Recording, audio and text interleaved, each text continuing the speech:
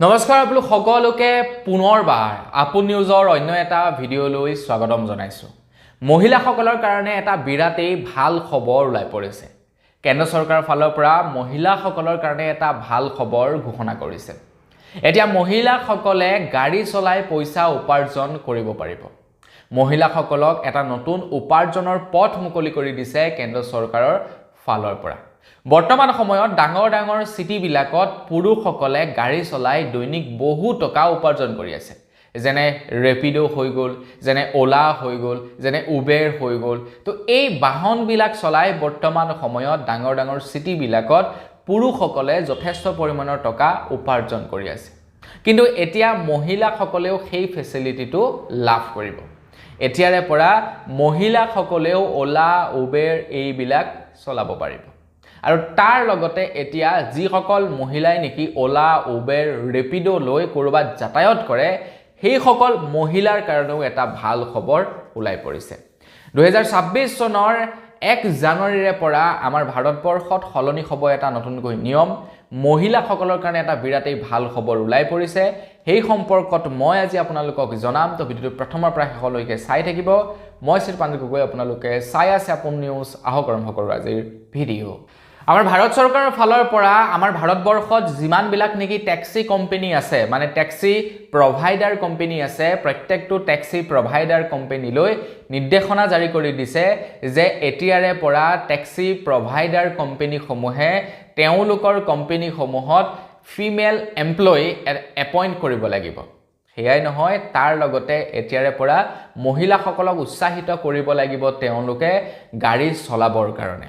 মানে যেনেকৈ নেকি পুৰুষসকলে গাড়ী চলাই পইচা উপাৰ্জন কৰি আছে, ঠিক তেনেকৈ মহিলাসকলকো সেই ফেচিলিটি প্ৰদান কৰিব লাগিব এতিয়া টেক্সি প্ৰভাইডাৰ কোম্পানীসমূহে।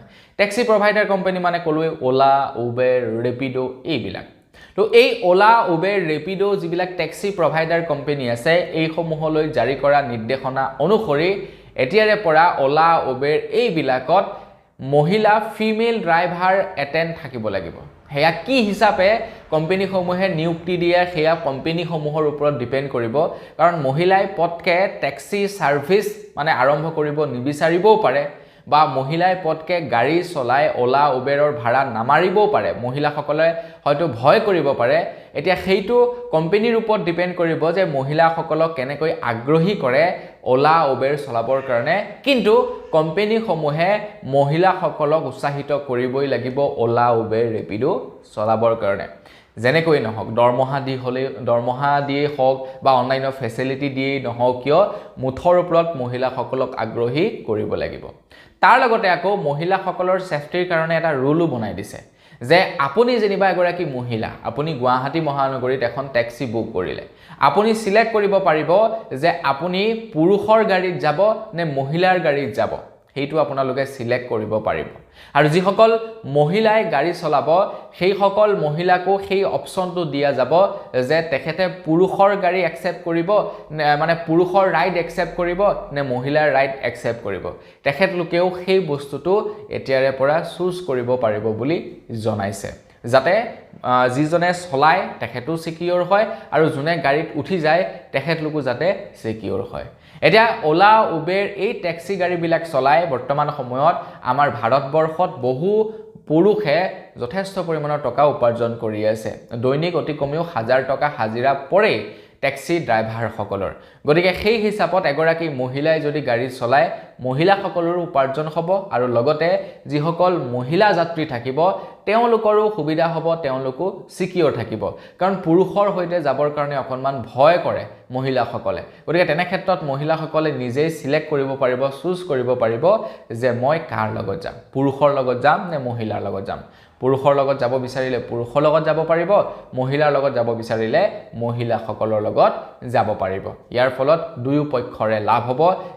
যিয়ে টেক্সিত যাব তেখেতৰো লাভ হ'ব, কাৰণ তেখেতে আপোনাৰ এগৰাকী মহিলাক ড্ৰাইভাৰৰ সৈতে যাব পাৰিব, আৰু যোনে চলাব তেখেতৰো লাভ হ'ব, এগৰাকী মহিলা যাত্ৰীক তেখেতে লৈ যাব পাৰিব।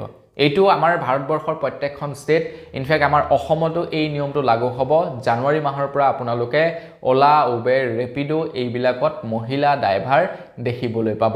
কাম কোনো কাৰণতেই সৰু হ'ব নোৱাৰে আজিকালি বহু স্থানতো আমি দেখা পাইছো মহিলাই টমটম চলায় আৰু এইটো এটা বিৰাটেই ভাল কথা কাৰণ সব জায়গাতে কোৱা হয় যে পুৰুষ আৰু মহিলা সমান বুলি হয় না নহয় গতিকে মহিলাই উপাৰ্জন কৰাৰ ক্ষেত্ৰতনো কিয় পিছ পৰি থাকিব লাগে কেৱল পুৰুষজনৰ ওপৰতেনো কিয় ডিপেন্ড হৈ থাকিব লাগে মহিলা গৰাকীয়ে যদি প্ৰত্যেক মাহে টকা 10,000 উপাৰ্জন কৰে তো ঘৰখনৰ কাৰণে যথেষ্ট কন্ট্ৰিবিউট কৰা হয় সেই 10,000 টকাৰে গোটেই ঘৰখনৰ মাহটোৰ ৰেচন চলি যাব সৰ্বসাধাৰণ মানুহৰ 10,000 টকাটো বহুত বেছিয়ে হৈ যায় তাতকে বহুত কম টকাত এগৰাকী মহিলাই গোটেই ঘৰখন চলাই নিব পাৰে এতিয়া টমটম চলাই বহু মহিলাই জীৱন নিৰ্বাহ কৰি আছে বহুত মহিলা আছে আমাৰ লোকেল এৰিয়াতে বহুত এনেকুৱা মহিলা আছে যিবিলাকে টমটম চলাবলৈ এতিয়া ওলাই আহিছে কোনেও লাজ নকৰে সিধা কথা পইচা লাগে যে লাজ কৰি থাকিলে লাভ নাই কাৰণ লাজ কৰিলে বেলেগে আপোনাক নুখুৱাই আপুনি নিজেই চলিব লাগিব হয় না ঘৰৰ মানুহ আত্মীয় মানুহ পৰিয়াল বৰ্গই